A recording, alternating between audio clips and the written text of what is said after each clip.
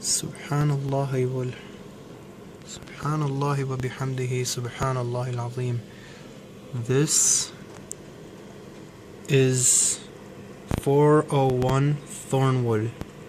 401 Claremont Avenue in Thornwood. This used to be Nannyhagen Brook. Now it's a Nannyhagen Lake or river. The part over here used to be a very thin river. It used to go there on, under the road, under the bridge to the other side, and then on.